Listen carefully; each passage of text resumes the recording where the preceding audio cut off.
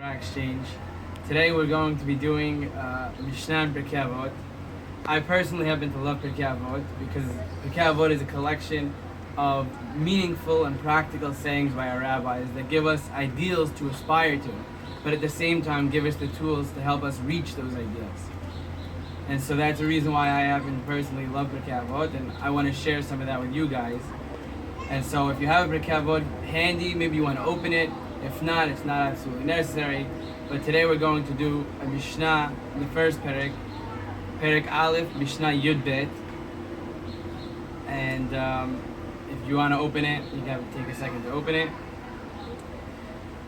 So the Mishnah is talking about the continuation of the generations that went back and forth. It's talking about the Zugot. And it gets up to Hillel and Shammai. And it says, Hillel v'Shammai kiblu mehem.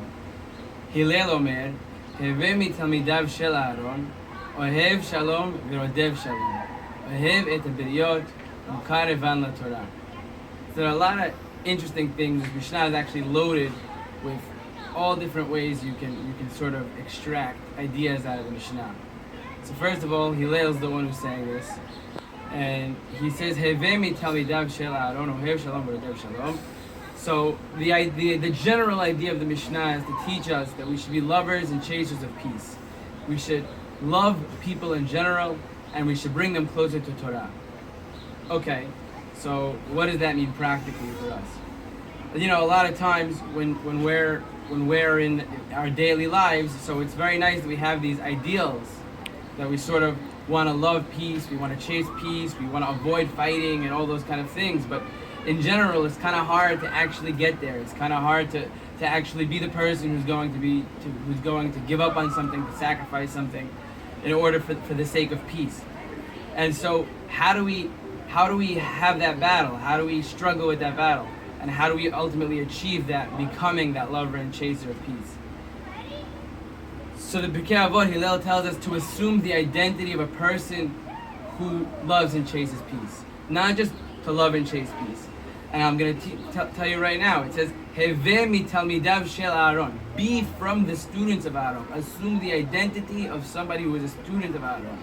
And once you assume that identity of somebody who's a lover and chaser of peace, so then what naturally flows from that is that you love and chase peace and you act in that way.